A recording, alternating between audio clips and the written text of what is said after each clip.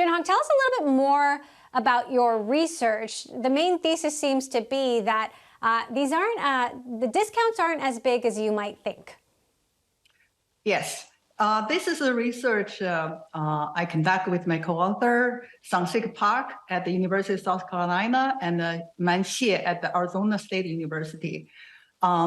We invested the product sold on Amazon, and we find this a new pattern of pricing in which the seller simultaneously increase price and displays list price and make announcement of a price discount. So in this way, a price increase is framed as a price discount. And buyer saw the discount and they saw that they get a bargain, but actually they paid more than the consumer who bought before the seller displayed the discount. Okay, so you're potentially actually paying more for something that you think you're getting at a discount. Brad, is this, a long time Amazon strategy, or is this something new? Yeah, I might Brad, call it take it away. Probably a long time retail strategy. I don't know that it's necessarily unique to Amazon.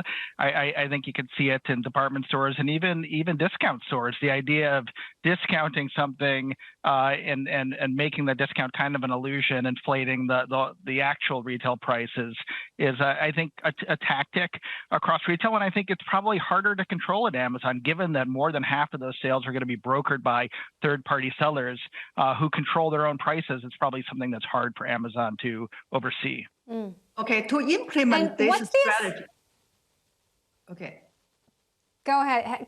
My question, Jinhong, is, it seems like we saw some lackluster interest this second half of the year, and I'm wondering why that is. Is it because the discounts aren't really discounts? Is it because they already did this once this year? Is it because we're, going into a recession potentially and people just don't have as much money to spend, Jinhong? I think what I'm talking about is not you didn't get a discount. Is you actually were charged a higher price when you were told you get a discount. So usually the seller display a list price or make a list price comparison when they actually drop price because of price promotion. They may not give you the discount they claimed. But in this case, the seller actually increase price and tell you it's discount. And then day or 2 days later, they will remove this discount claim and drop price. So this is a very different practice. Okay, Brad, Brad, talk to us about the actual interest we saw this time around. And, this whole idea to split it into Prime days, the thought was that would drive more interest. But I wonder if maybe it's not necessarily working. I would say, Emily, it's probably a little too soon to say that today was a failure. I mean, remember, this is not a Prime Day. This is a Prime Early Access sale, and it's this new creature. It's hard to compare it to the summer sale. It's really weird timing, right? No one is holiday shopping yet, or at least you're not if you're a normal procrastinator like me. Other big sales days like Cyber Monday and Black Friday are around the corner. The numbers we have really don't tell a consistent story. I think we can both tell that, like, Twitter mentions and chatter about this sale are down. There's one research firm that's saying that basically sales today, Clover's the research firm, were similar to the previous 30-day average. But then you have another firm, Numerator, saying that the average order size is way up and that the big sale items are Amazon gift cards and Echo Dots, those small Alexa devices. So look, if the purpose of this for Amazon is to deepen its relationship with Prime customers and get more Prime customers before the holidays to kind of lock shoppers in, then maybe, they can declare this a success as they move into the holidays. Jinhong, is there something that you think needs to happen here based on what you found? There has been a lot of scrutiny of the way Amazon prices certain goods, but, not necessarily of the practice that you're talking about in particular. Do we need some regulation? We think the attention is required to this new practice because the regulation has been focused on regulation on deceptive pricing has been focused on illegitimate value of list price. whether you use the inflated or fake list price. But this is a different practice.